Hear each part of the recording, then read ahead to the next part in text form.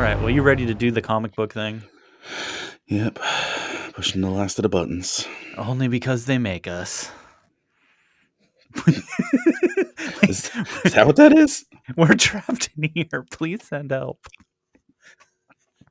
We keep reading comics. None of them are good. Dude, I felt the same freaking way. I was like, come on, man. What the actual poops is going on? Suddenly, it is Mystery Science Theater 3000. We're trapped here on the satellite of love, being sent terrible comics to read them and review them so that you don't have to. I'm going to tell you what, bro. It's straight looking like that some of these weeks. I was like, how am I reading 2 weeks worth of comics and not happy about any of this? Yeah. Saving it for the podcast in 3, Okay. 2, All right, here we go. 1. Greetings, valued poll listeners, and welcome to episode 93 of the Poll List Podcast, a bi-weekly show about comics, pop culture, and faith. My name is Chris Poirier, and with me, as always, is the one, the only. He's playing with fire?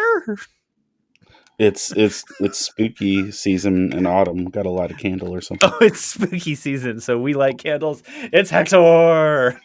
Hello, everyone. Don't light yourself on fire. Oh yeah, all the curls dangling in the flames. The first time I gave my daughter Rosa a sparkler, like on New Year's or whatever, she absolutely lit her bangs on fire, and I was a horrible father. You're like, here, play with this. It was like whoosh. Yeah. Whoops. I thought 2.5 was an okay age for sparklers. I'm not good with math or responsibility. But yeah. So here we are again. On our own. Talking about the comic books or the lack thereof, as we were talking about before the thing started. That I did the whole intro thing as a joke to MST3K, but I feel like this is the case that, now Dr. Forrester's going to send us really terrible comics to read, and we're going to read them for all of you. Which means you need to prepare yourselves for We've Got Comic Sign! That could be it. Put the word out. Get ready for the nerd out. Better put specs on. Better break necks on. I cut handsome checks for my expansion sets. They call me Obi-Wan. Act like you know me. That could be an honest thing, though. Hold on. Right? I like to cut up your jib and the sound of your town. What if, for the Poll List Podcast, for one episode, we had our valued poll listeners mail us the worst comic they read? Oh, wow. Or just tell us, yeah. No, they could mail it to us because I ain't paying for back comics more than I already do. We will do this really cool idea for interwebs if you spend money. Well, they've already spent the money if they've read it. Tell us. You can sign up for our Patreon at. We'll pay for the shipping. You send us your bad comics, and they will just review the worst of the worst. Yes, you can mail us your terrible comics at whatever Chris's address is. And wait,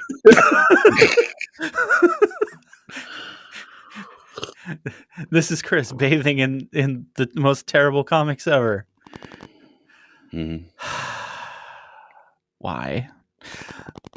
Well, on today's episode, at least, I think we have a great show for you. Now I'm questioning everything. We're going to hit test everything and hold fast to what is good. Yeah, that is what the word of the Lord tells us. Bible moments with Hector. Welcome. Good morning. It's Chris and Hector in the morning. I still need to start Community. What? We have to stop the podcast. What? I've never watched Community. Who are you? I know the one Christmas rap. And yeah, and that's about it. Rose and I keep talking about it, but we also started One Piece, so we're just kind of like in limbo. Oh, so right, in 13 years we'll get to it. Got it. Yeah, effectively. All right, that's fair. Well, you guys get to put up with us no matter what. You're welcome. In fact, I'm sorry. This reminded me of an important fact that I would have otherwise forgotten. Do you know what this week is? No. We turned 5 years old this week. Really? Yeah. That's fantastic. Okay, technically it was like a couple days ago, but it's this week. Ha ha. Rock on. 93 episodes in 5 years of you listening to Hector and I. That I don't know what that says about you, but it says something about us. I don't know what that is either. But thank you from the bottom of my heart, from my padded little room. Chris went from a snazzy office to a mini asylum. It's okay, the door opens. Yeah, but what's on the other side of the door, Chris? What's on the other side of the door? Is it more padding? No. Sure, kid. Questioning reality again. Not good. So, on that note, we should talk about some news. Yay, news. And if that felt like a really weird transition, you're wrong, because if everything feels weird around you and you don't know what's going on, it probably means that DC is introducing more Elseworlds. Wow. That was butter smooth. Ooh, we planned that. Yes. So good. 5 years later, we sound like we know what we're doing. But yeah, 2024 apparently is the year of let's talk about Elseworlds again. New York Comic-Con occurred. Some comic book stuff actually got talked about. Congratulations. But yeah, so I wanted to find it again.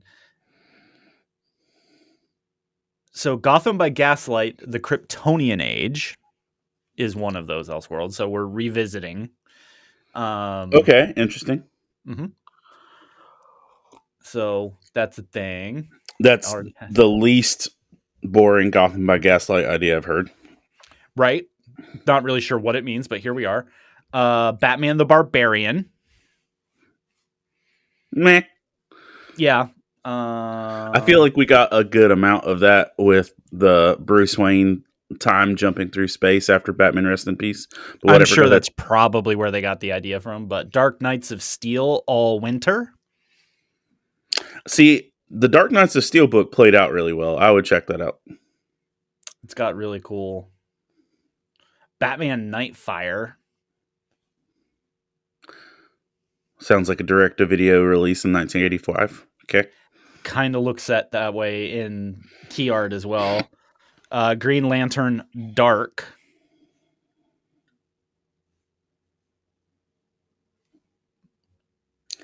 Just doesn't have the same ring to it after you've already been through Blackest Night. It's just like... right? It's like, hey, who turned the lights out darker? Another sequel, DC versus Vampires World War V, will be 12 issues of Elseworld. Good Lord. See how long. The Green Lantern is going to be 7 issues. These aren't going to be short. Nightfire is 6. Does this not one say? That one doesn't tell us. But Gotham by Gaslight, the Kryptonian Age is clearly the big one, and it's going to be 12 issues. Okay. So I hope y'all like some Elseworlds, because that's what DC's getting you for 2024, apparently. I'll, enjoy walking past them on the shelf. Because they're all $7.99. What gives? Why? I'll enjoy walking past them on the shelf and saying that's a quaint idea. Probably taking a picture of a cover to send to someone relative, and then not buying that. Womp womp. I would rather you make the world we're in good than live in a fictional one. Okay, I think I see what you did there. But did I? So yeah, if you're into that Elseworlds thing, there's lots of those potentially coming. It looks like I haven't heard event rumors for 2024 yet, so I'm sure there'll be something. It can't just be Elseworlds. It'll be something. Actually, related but unrelated. I feel like I need to mention this because I feel like either nobody's put it together or Marvel's pulling something on us. But going back to, we talked about, I think it was last episode, Luke Cage and the gang war thing. I just saw a poster for the gang war thing. Yeah, so I thought it was just the Luke Cage thing. It actually appears to be an event of some type because Amazing Spider-Man is entering gang war as well. And if it's not related, then that is some of the most confusing nonsense that they could have pulled because those books are coming out around the same time. They have to be related. Right. And also, because if they're not, then what are you doing? I'm just glad we have such original content because we go directly from Gotham War, which is, what it is, to, oh, look, they had a war. We have to have a war in our city. Ta-da. Wars. Yeah. So there you go. That's a thing. Hector and I do not read a lot of Spawn, however. Occasionally, but not a lot. I think I've done this more than once in the last 5 years. But we are here once again. Todd McFarlane is offering us 10 new Spawn books next year. Not like Spawn not issues. 10 or 10 different No. Spawn? 10 different Spawn books like they've been doing lately. Of which I don't think anyone is reading. Because Spawn is one of the longest uninterrupted books outside of Savage Dragon. You're welcome. They're all at Image, by the way. Because they don't renumber, but he's really gone on but here's 47 different versions of Spawn with 17 variant covers per issue. It's just, that's a lot of Spawn. And some of you are all still out there waiting for a new Spawn movie. I'd watch a Spawn movie. I mean, most people would, and that's why it's been like in the news for the last 2 decades. I think people would watch it. I don't think studios are confident in making it.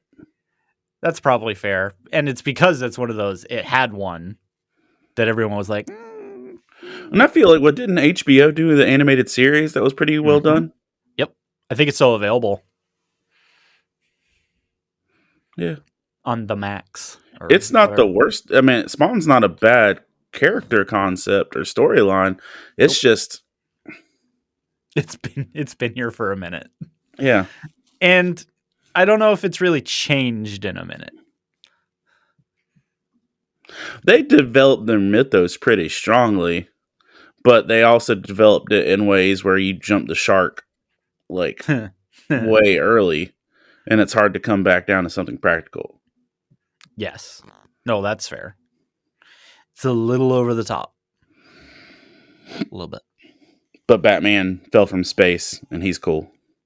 He also flew a paint like a dog sled. But here we are. And drug his dead mother through the desert in a coffin. Oh, man. Obligatory mention there. Do this all day. We apparently do. That's what the people come here for, is to hear about Bruce Wayne's mommy problems. I was going to put in the news that apparently somebody in Gotham's going to release Batman's secret identity, but I feel like we've done this before, and that's not really news. I don't remember the last time it was public knowledge. Yeah, well, the short version of this story for the extra bits for everybody is apparently in the whole Red Hood abduction storyline. Apparently either Hood ran his mouth or some other gang person that's been following him around did, and he's the one that figured it out and is going to say something potentially in the next 2 issues or so. Yep. Congratulations. It's Jason's fault. It's Vandal Savage's fault, but whatever. Well, continuing with my mind-blowingly amazing transitions. Batman 428. Do you know what that was? Yes, that was kill Jason issue. Mm-hmm. So for everyone that may or may not know, DC also technically ran a contest during a death in the family. Does Jason die? Does Jason live? And there was a poll and all that good stuff. Do you know how close that vote actually was? 9 votes. No, it was 72, but still, Okay. in terms of everything, that was very close. And this December, we are going to get a reissue of 428 with the unwritten ending where Jason lives. Because they produced both, but they never printed the second one. I've seen it, not like in physical form, but I think there was a documentary and they talked about this is what would have happened. And Yep. So they're calling it, I forget, what did they call it? There was a funny word. They're like, it's a faux simile or something like that. that's cute. Instead of a facsimile. Yeah. I Yeah, love Jason Todd. It's a faux simile. So yeah. So in December you get to see what happens if a bunch of you terrible, terrible human beings didn't vote for his bloody death at the hands of the Joker. You're all terrible. Just saying. I am a big Red Hood Jason Todd fan, and I can firmly say the best thing DC ever did for Jason Todd was to kill him. Yeah. And I'd say that's a hot take, but is it? no, that's pretty accurate. And let's all just be super real. We wouldn't have Winter Soldier without Jason Todd. God bless you and your family. But my brother in Christ. I don't know. No, but also I'm not. Winter Soldier was a direct ripoff of Red Hood. No, that checks out. Man, that literally was. I see your move. Oh, you're bringing back a dead sidekick and making him a BA. I'll bring back a dead sidekick and make him a BA. Checkmate, copycat. Oh, cool. How's Thanos doing over there, Darkseid Jr.? Wink. Why is Deathstroke and Deadpool hanging out? That's so weird. Now, what's his Liefeld has been like going hard in the paint, saying that was never true. Okay, bud. I watched him demolish somebody on Twitter for saying that was the case. Yeah. But okay, bud. Can confirm. Can confirm. Wish you weren't so awkward, bud. Facts. So, because I have to end news in a serious way, I was going to end with Jason Todd doesn't die, but it seemed, more apropos to throw it in the mix where I did. But let's talk about Marvel's book that you always knew that you wanted. There's a sentence. Let me put it this way. What if I told you that Jeff the Land Shark and Alligator Loki come together with other super-powered pets to inform the Infinity Paws?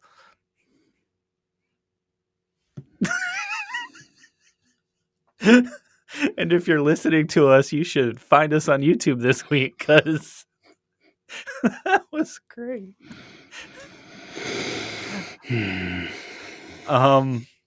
Let's see. It's not the worst idea. I mean, I watch Super Pets in theaters, so whatever. That's fair, but let's see. I just want to make sure. You're not even going to tell me? Okay. Oh, man, it's not even Cosmo. That's so weird. So Alligator Loki, Jeff the Land Shark, which is amazing. Lucky the Pizza Dog. Fair. Okay. Yeah, I originally thought they'd go Cosmo there, but nope, it's Lucky. Well, dude, Cosmo is not enjoyable or relatable as a character. He's more of a relic of a side piece. Good dog. Yeah, see, that's dated as crap, bro. Yeah. And then Goose. Okay.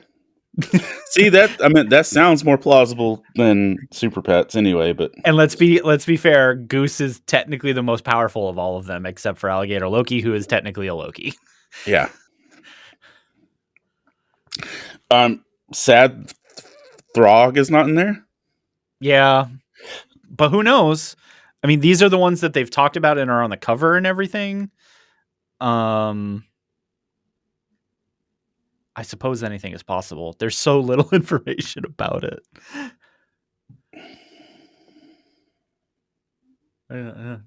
All of your favorite Marvel pets in this giant crossover. Well, there's got to be more then, because that's not my list of favorite pets from Marvel. Who are your favorite Marvel pets? I mean, okay. Top 3. Go. Okay, I lied. Goose is probably in the top 3. Okay. I like Cosmo, but old school Cosmo. Okay. Because he's dope.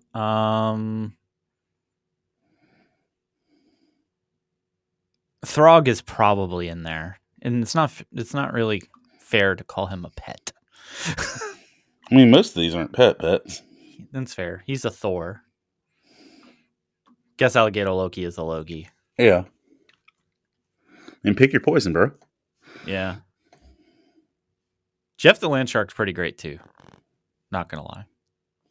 So next week on our podcast, Chris likes aminals. The shark goes do do do do do. No? All right. No, the last time I tried to be funny for you. 5 years doing this. Blood, sweat, and tears. Blood, sweat, and expensively paid for pages. Crap. Well, $4.99, $3.99, $3.99. Conversation at my $49.99. shop this week literally was, majority of comics cost $4.99 now. I'm like, thanks for that, bud. Oh, the bulk of my pile is actually $3.99. Oh, you're lucky. $3.99. Oh, maybe mine is too. Nope. the one that's $4.99 I get to point out because that's dumb. I've got. Oh, we could do comic book prices right, where we like just show our pulls and then you have to assign the appropriate price value. Without going over. Without going over. Come on down. Well, that I don't have any more news, at least. Let's talk about comics. Let's do that. So, that's what you need to know. That's our bi-weekly look at the comic book industry, which I constantly, after a Comic-Con, wish more news was available, but here we are. 90% of the news was about the stuff that you look with your eyeballs at, like on motion screens and things, instead of like colorful, funny books, which actually create the stories that we make for the moving screen. But here we are. As always, you can join in on the conversation with Hector and I, all of your friends, over at the Love Thy Nerd Discord and also the Love Thy Nerd Facebook community. Tell us what you loved, what you hated, what we missed. Send us all of the books that you absolutely detest so that before the end of the season, Hector and I can be like, why do you hate us? If you send us your terrible books, not only will we review them, I'll make you a collective decoupage out of the shredded pages when we're done. Facts. Promise, pinky swear.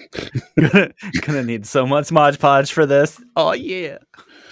I have a 16 or a 15-year-old daughter that's into like spending her life savings at Hobby Lobby. I don't need more decoupage. I got it. Mod Podge for days. He's gonna do it. I'd say it's a promise. It's a threat, but it. Hector will do crafts for you if you send him terrible comics. If you mail us all your terrible comics, I will make you crafts. That's the new tag along into the podcast. I love it. I cannot fit that as the title of this podcast, however. No, it's too much. Dang it. Arts so and craps. I don't get us kicked off the internet. No.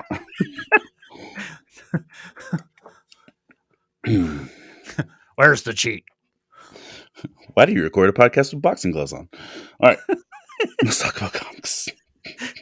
Oh, let's do it. All right. Let's wow the people with what you did find that is worth talking about then. How about that? How about we take the high road and we tell people that there's some hope in comics, but we still have a hot take before the end of the episode because I mean, technically, one of my comics is half a joke and half not. So I hate it when we actually have to use a pull for not celebration, but I totally get it because I do I'm it kind of in the middle on this one, and you'll see why. Okay. We'll see. We'll But see. you can wow me because you found a book that I didn't find at my shop this week, and this is just the is that the number one? That one as well, and also Cole. yes, I did not Okay. see that one this The week. one, the number one, you're gonna poo yourself a little bit about. It's fair. All right. So as Chris previously mentioned in podcast coming up, Shush.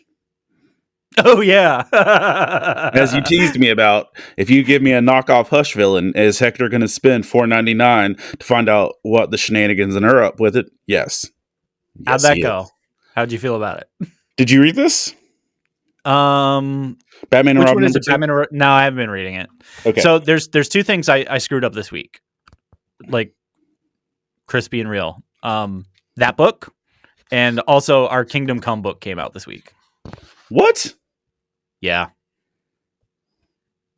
Well, see, I didn't make it into my shop in person because I had a lot going on. I did, and I still didn't see that, but it is definitely listed this week. The I already forgot. I'll look it up while you're talking. Okay. But yeah, our Kingdom Come book was this week, and I was like, I fail. So we don't have a full description of who this person is. Okay. That of who Shush is, but she isn't just on the cover. Like, she's prominent throughout the book. But what it does look like is that she was Damien's teacher when he lived with Talia. Like, she's like the assassin Mary Poppins. Yeah. As soon as you started walking down that road, I'm like, okay. Like, the first thing she does is give him a bat, like as a connection piece, and then she squishes it in front of him. Awkward. Yeah, like, so murder animals. But it's that, and so you get flashbacks of him being educated and about how he's got to distance himself from the lies of his father if he's going to be ready to face him and all these things. But it's her. We don't know the full motivation or why or whatever, but it's her assembling a team of shenanigan bad guys. So it's her, White Rabbit, Killer Croc, and the 3 dudes that look like animals. Like the animal mask guys. Like the shark, the shark, the fox, and whatever the dodo it was. But those guys have been like transmorphed into like I can't remember what their names were. I don't remember. So, but the short version is she's introduced. Bruce is forcing Damien to go to high school, and it's Damien's the worst. He makes it through half of a class, so that's it. That checks out. I'm just glad her name's not some like Tommy Elliott derivative, or that she was like Damien's best friend in high school and they betrayed each other. Like, I'm just glad it's not like a straight Hush ripoff. I like the nod to Hush, but please don't do that. So funny enough, like, I'm realizing I have a thing for Wagner. And his writing and his storytelling, because for Doug Wagner, as I'm coming to terms, Doug Wagner, a great dude, twisted guy, but really a dude. He did Wonder Woman: Dead Earth. He did this book, Click Click Boom, which is I don't know if every issue has been in my pools, but it's stayed in my pools like the whole time. So where I end up on stuff like this is Doug is also the guy that gave us the horror book Plastic. And that's where I sit there and every time I meet Doug and go, how are you such a kind, wonderful human being? And then you did this. Yeah. Doug's a great guy though. I I say so in jest because I really like that guy. He's actually a heck of a dude. I tried to talk to him at Heroes Con. I was just too busy, but I get that Bummer, completely. because he's a really good dude. Click Click Boom finished tight 5-issue story, and I feel like that's where things have been moving lately. Is there have been a lot of really tight 5-issue stories. Yep. Socially awkward, non-verbal, almost River Tam assassin level lady who only speaks through Polaroids, taking down a corrupt business organization that was responsible for the murder of her adopted father. Dang. And it ends like Shawshank Redemption. Ha. Like, for real, I was like, oh, they straight Andy Dufresne crawl through a river. like they straight and like it ends like Shawshank. It's a good read. It's a fun read. It's a pretty read. The art style is interesting. Check it out. If you want something creative, but I enjoyed all 5 issues, and my shop missed an issue, and I was at the point I had them order it for me because I wanted to keep going because I was so ready to read issue 4. I bought issue 3 digitally so I could read it. So I bought issue 3 twice, and I'm still happy that it's on my list. The Cull from Kelly Thompson is still kicking butt and taking names in terms of storytelling, and I as pretty as book 1 and 2 were, dude, it just keeps getting prettier. But we're starting to definitely get more of the this isn't going to be good vibes of the scenario. So if you've been following through the first 2 issues, they went through a little cliffside thing and ended up in an alternative dimension or something where it's very much like C.S. Lewis's Paralandra. Everything's perfect. Got Garden of Eden vibes. Hollow Earth. Yeah, all that stuff. And so, without spoiling too much, issue 3, they are talking to the giant blue red panda, Yeah. and the blue red panda starts to actually develop full conversations with them, and basically says, yes, the world around you is changing, but now the world is going to change you. And that if you're going to be here, you're going to be changed. So each of the people in the party individually manifest new abilities, powers, and physical manifestations like instantly. And you get to watch the transformation. Like the cover, you can't tell it really from the cover, but homegirl on the cover develops like vibrant fairy wings. One girl gets full Scott Summers eye lasers. And people just develop powers, and it's like, oh wow, this is super cool. But then the one main girl the story's about, like the one main character girl, comes to the place where the blue panda looks at her and says, you actually feel the darkness. You see the hurt, you see the pain, and you can't be here. You must be cold for the sake of the rest of us. And so, as long as they could find something positive and you're willing to be happy and accept what they give you, you get blessed. But if you actually are aware of pain and suffering in your life, you can't be around it because you'll bring everybody else down. And so then they go into attack mode. And so all of a sudden you get to see it turn primal, and an army of blue red pandas chase them out of the world. And so they go back through, and I don't know if they went back into their world or a different world, but where it kind of ends up with the issue is they escape back out through the portal. But then once they get to the real world, there's what looks like a giant person standing hunched over the city. So apparently when they went in, something went out, and shenanigans afoot. Shenanigans indeed. And then for my last pull, it's not my standard to do it, but I got the full trade paperback of Do a Power Bomb. Okay. Mhm. because I never could get the issues at my shop. Fair Like enough.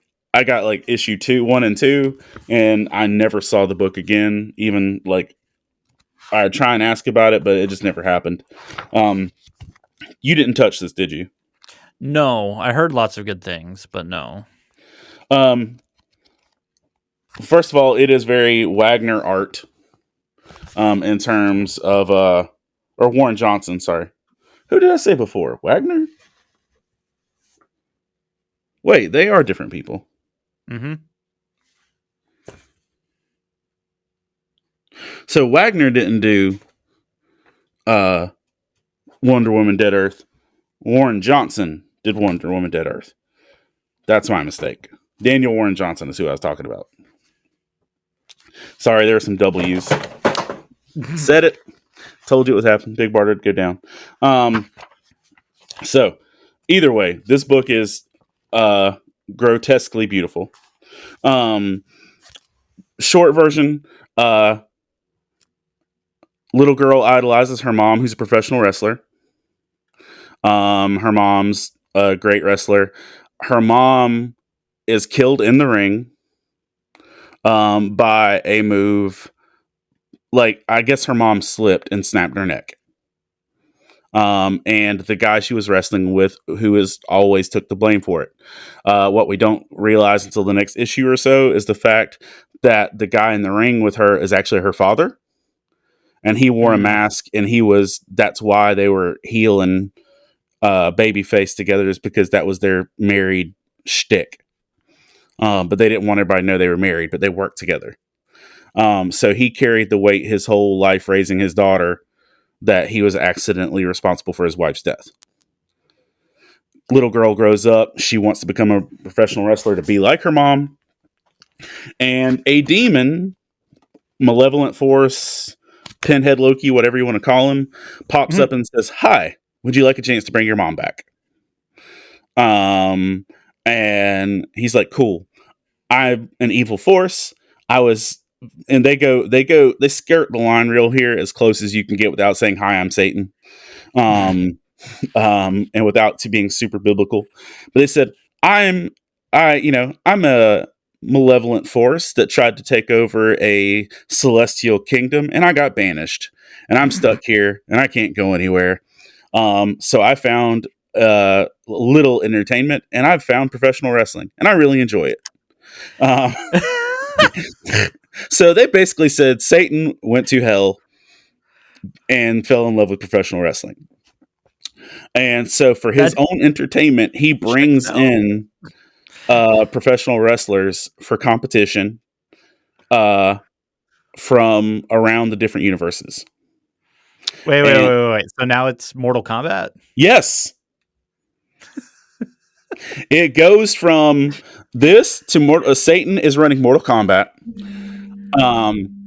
With the stipulation, whoever wins gets to bring one person back from the dead. Okay. Because he was a necromancer as well.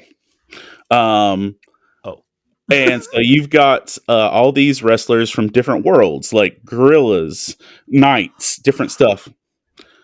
But apparently, Earth is the only world where wrestling isn't real. Oh. Okay. So for every other world, they're literally trying to kill you in everything they're doing. And Satan's like, that wrestling is fake. You guys are silly. And just shrugs it off.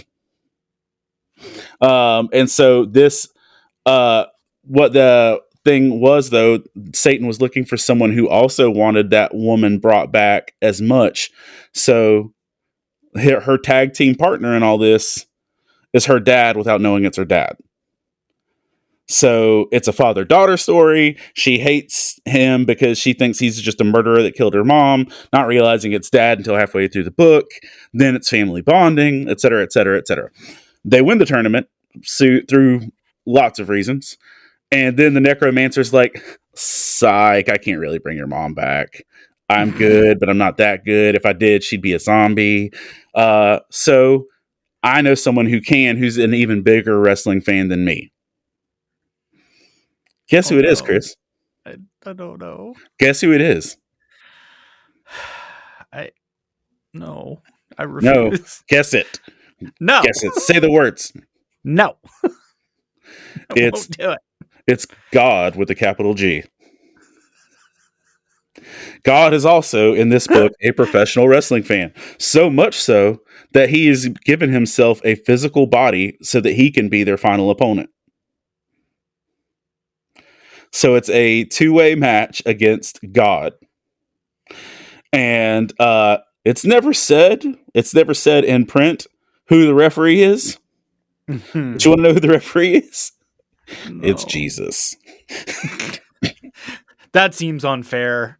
Well, wrestling God seems unfair too, bro. Tell it to Jacob. Does he say brother a lot? You know what? Surprisingly, there's a lot of things in there. But I want to see if I can find a solid shot. We're gonna So, work this out, brother. but then like it really does boil down to, hold on, see if I can get this shot right here. Look right there at the referee. And then the dude in white is God. Okay. And they literally have a Jacob wrestling God moment. And and it's one of those situations. Like, it's not like crazy disrespectful or anything Right. to any theology other than like, I'm sure somebody thinks it is, but oh, I'm sure.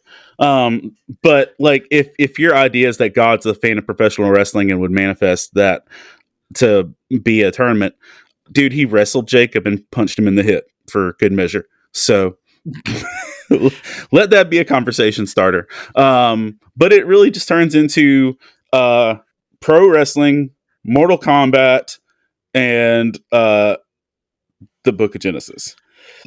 So God bless you and your family. That's do a power pump. my brother in Christ. My brother in Christ. Yes. What you got?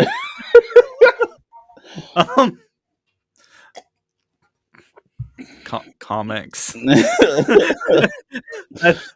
I do not have God wrestling in a Mortal Kombat tournament with his boy Jesus as the ref. So, do I even have comics this week? Do you even comic, Chris? Yes, but fine. This little weirdo right here of the fish flies. Ooh, Jeff Lemire from Lemire. He sounds like a comic upstart, rookie to the business. Sounds like a brand new upcomer. It's really creative. I hope his future's bright. Well, it's mostly dark because he's back to doing his. We're in rural Canada talking about real people, but with really weird stuff going on. So, what we find out about these fish flies is that they basically, I guess it's like Canadian cicada, except it's like annual, that when the temperature of a lake hits a certain temperature, like these things like show up. They literally live for 2 days and they die, and they just like coat everything. So I was like, okay, so yeah. We do the cicada thing down here in America, but it's not like every year. This sounds terrible. But the start of this book was a robbery gone wrong, and the robber shot this kid who was just kind of randomly there. And the back and forth of the story is a little back and forth of that kid who's still alive. The guy who pulled the trigger becomes a fish fly, as implied on the cover there. So, because he's injured too. So I'm still trying to do the unpacking of, because you have to do this with Jeff stuff when he hits this level of how much of this is real, how much of this is it's like a death throw type thing. Because he's done this in other books where you're trying to figure out whether what you're looking at is really what you're looking at, or if it is a much larger metaphor for something, or is it both? So if you're in for something pretty, but also is kind of having this conversation, because a lot of this is the bad guy feels terrible because he didn't mean to shoot the kid. Like, this is a dude was strung out, did a bad thing, was going to kill somebody for money, but then when he accidentally shot a kid, like, he's all up in his own head over it, kind of thing. So there's lots of different things being unpacked. So if you liked Jeff's earlier stuff like Underwater Welder, this feels a lot like that. Every time I hear you say that, I'm like, you're making things up. But I know you're What? not. But Right. Underwater Welder.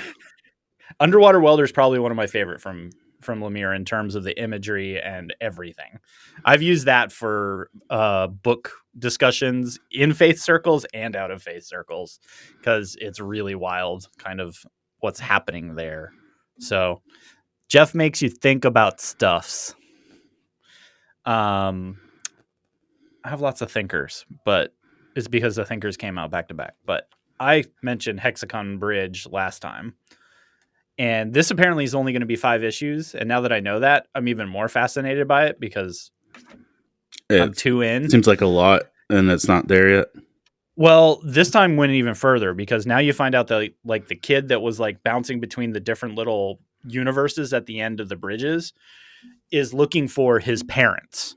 So we knew that he was looking for somebody during the first book and at each of these places that appear to be collapsing. And what we learn is that A, it's his parents, and B, that they were looking for something as well. That part's not clear yet, that there's all this project of exploring all these different little kind of pockets of multiverse. So to help him in his, or her, no, it's her. Sorry, I got distracted.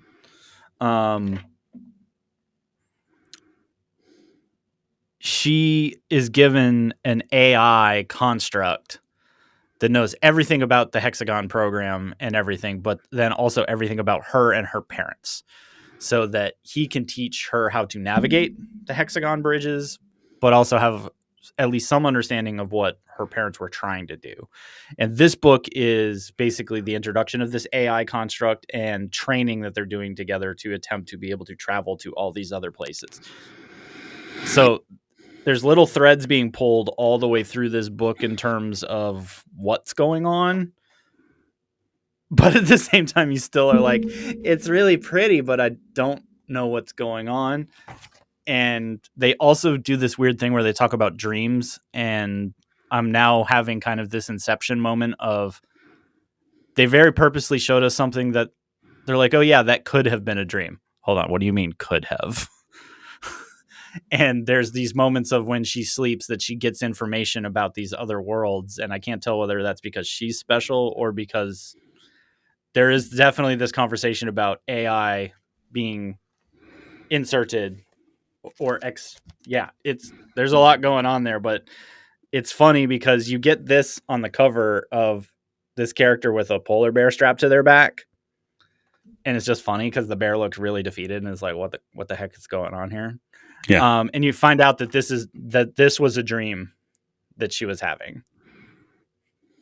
And this is the only time you see this, but it's referenced later in the book, and I'm just like, okay. Still super weird, but okay. So, Hexagon Bridge, you should read it. It's going to be short. I think it's going to be worth it. Local Man, I think Still I have going? put everything here.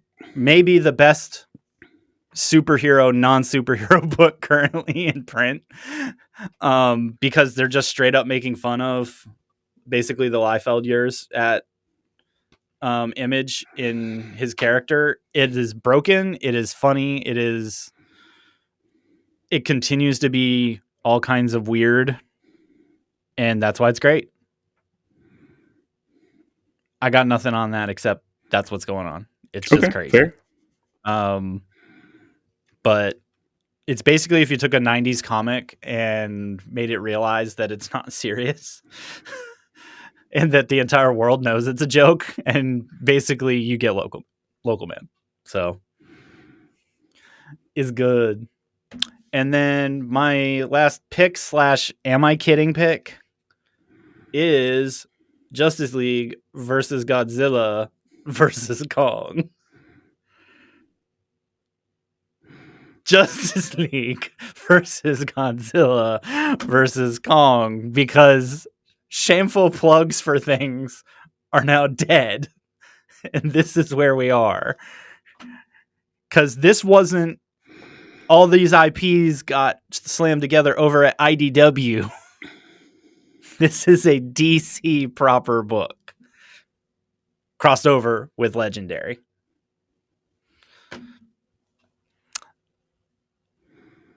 I love me some kaiju, but this is weird.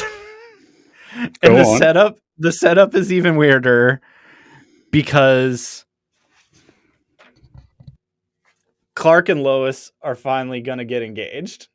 Like literally first page. On top of the Daily Planet, Clark's gonna do the thing, gets down on a knee. Whoop. Isn't it beautiful?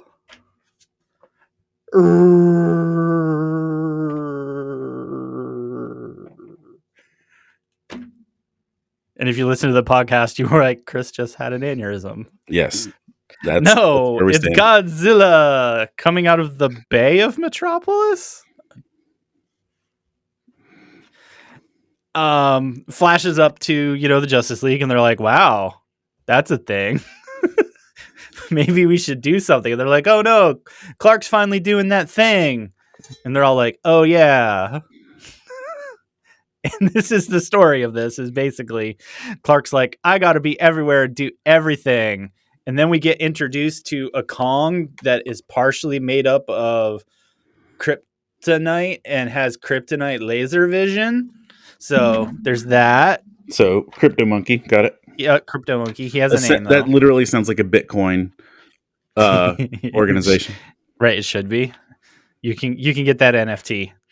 And then they flash over to basically a rogues gallery of rogues that's being led by Gorilla Grodd, because I guess if you have Kong, you have to have Gorilla Grodd. That's just how this works. And they're like, cool, so what are we going to do? Because they were like, that was our idea. And they're like, we has an idea. And basically all of them get together to go find access to basically all the other kaiju. And they get bamfed over to Skull Island. And basically what you have is a League of Villains has basically accessed the Hollow Earth and all of the kaiju, and Clark just can't seem to get enough time to ask Lois Lane to marry him.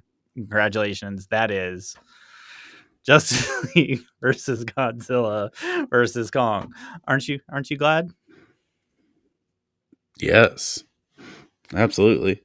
The art's kind of great.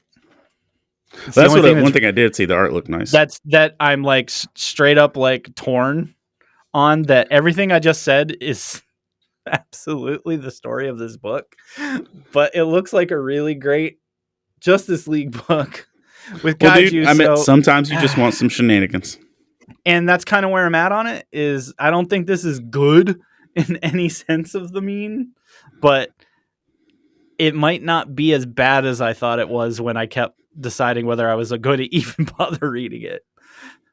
So yeah, there's that. Yeah.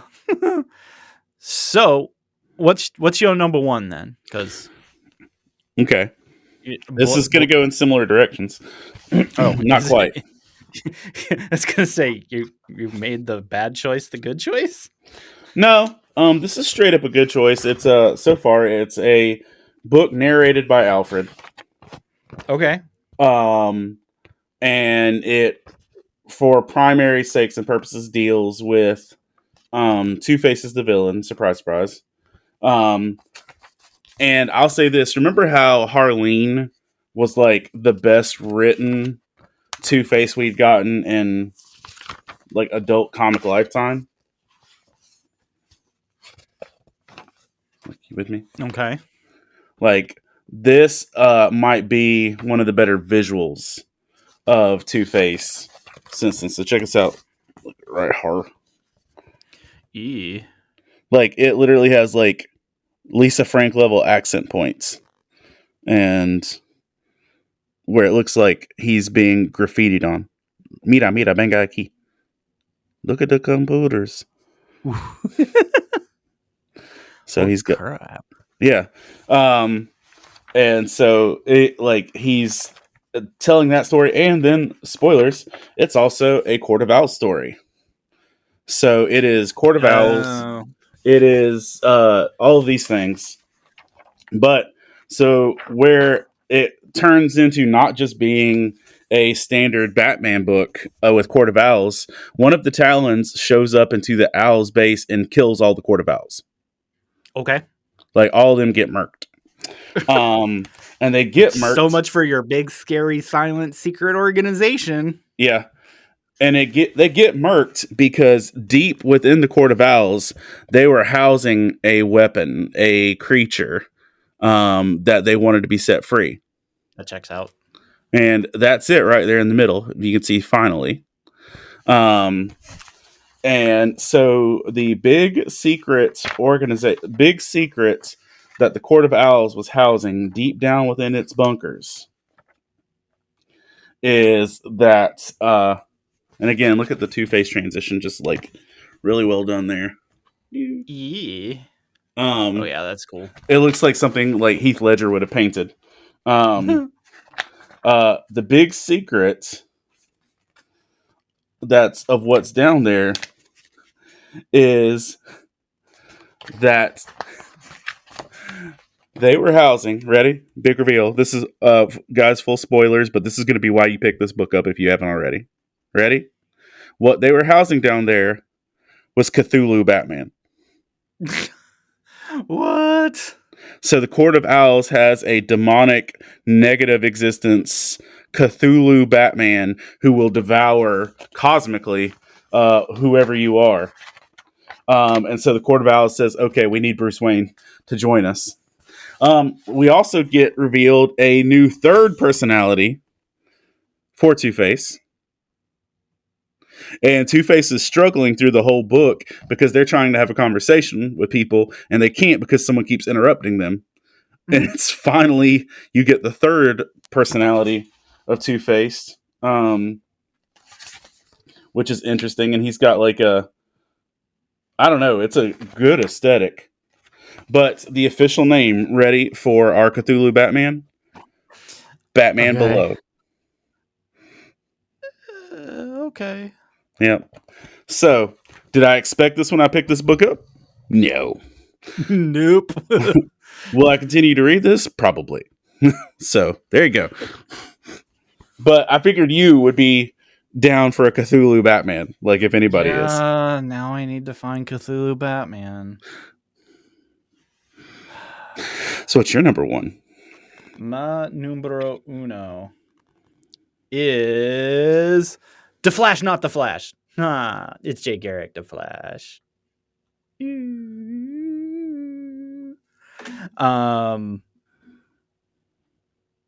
This book felt more like The Flash than The Flash has felt for the last year. I say as a longtime reader of Flash stuff. It felt good. It's kind of funny to see Jay Garrick as an old man still running around with his, crazy helmet and stuff. The art's really good. It's real good. Yeah, I can see it. And so in this introduction, you get introduced to Jay and his daughter, who's named Boom. Yes, and it talks about an incident occurs where they get separated and time kind of like fractures. You kind of see the end at the beginning, and then you see the end again in the middle and the end. You've seen this movie. Where they think she disappeared from time, which means it's not that she disappeared from time, it's that she never existed kind of thing. But then got reintroduced because there's basically a time skip that they're not fully acknowledging in this book yet. But they get their daughter back, who they thought didn't exist. But then once they see her, they remember that she does exist. Flash stuff. But in that time period, an entire Flash family also has come into existence. Which are all the speedsters that we're aware of to date. And so Boom's like, wait, what now? Because she knows nothing of any of that. And that's kind of where she gets dropped back into this story. All I can say is a lot of people in this universe, speedsters have it rough. Because someone's always trying to kill Mama, is what I've figured out. Because that's kind of actually how this started, is they were going to rescue her mom. Always rescuing a mom. Yep, always the Destroying mom. the history.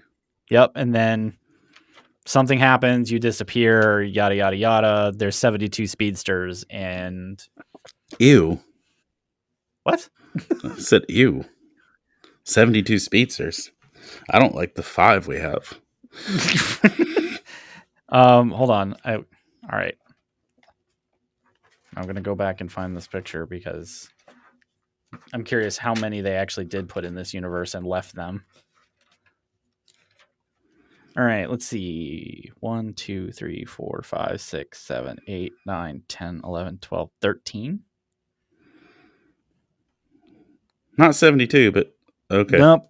It's still a lot. Still a lot. That's a lot of speedsters. From the same family. Gonna be weird at Thanksgiving. That's all I'm saying. Fair. But yeah, I dug it because I haven't dug a Flash book in a while. I wanted to give some credit where it was due. Okay. So there you go. It happened, and that's the podcast. That's gonna do it. Oh no, we have a hot Yeah. take. Yeah. Oh no, wait. That's right. I'm sorry. Welcome to Hector's Hot Take, also known as the Polis Podcast. I just have one thing to say, and you and I were discussing Daredevil and the fact that Daredevil is neither of our polls. Yep, Daredevil 2 came out this week, and it wasn't on either of our polls. And it still feels like yeah. Here's what I'm going to say. And I know it's relevant to our current conversations of things, of the whole world, comics, the whole deal. Daredevil currently feels like it's being written by AI. Huh. Okay.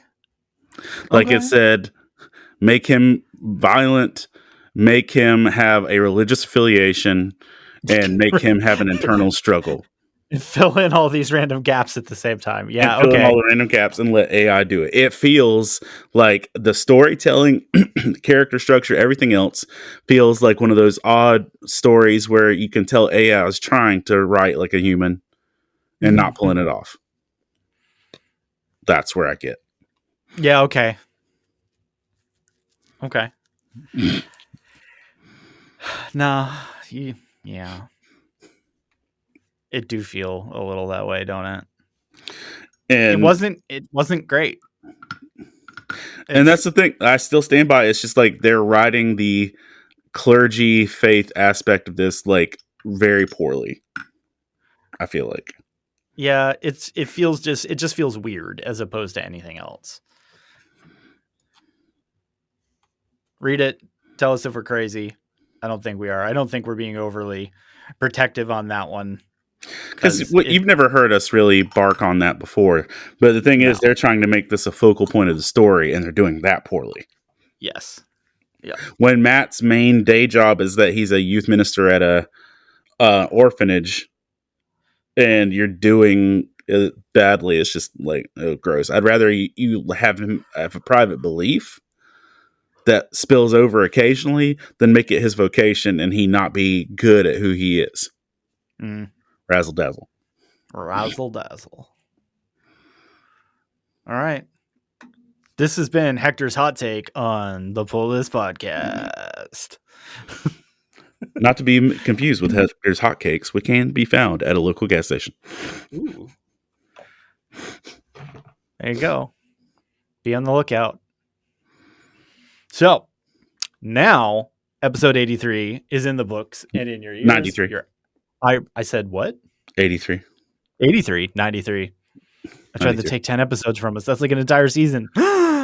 It's those 72 flashes.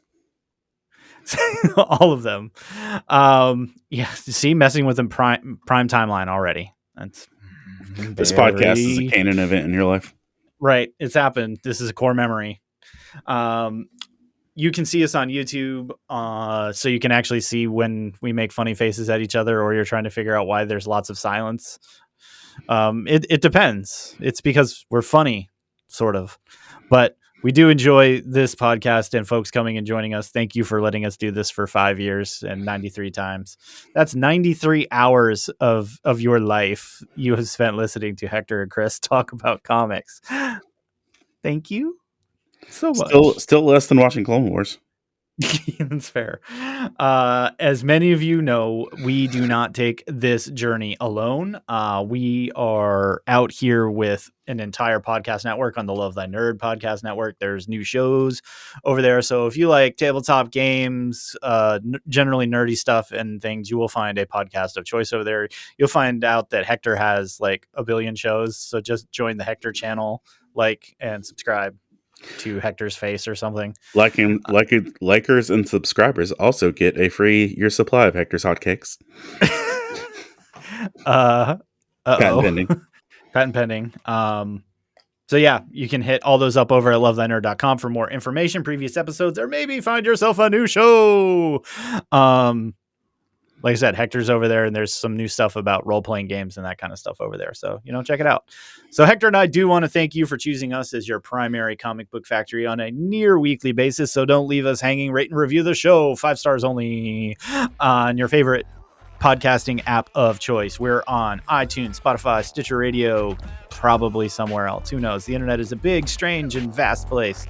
But thank you from the bottom of my heart for listening. And remember, kids, read more comics. I'm gonna take all 7 continents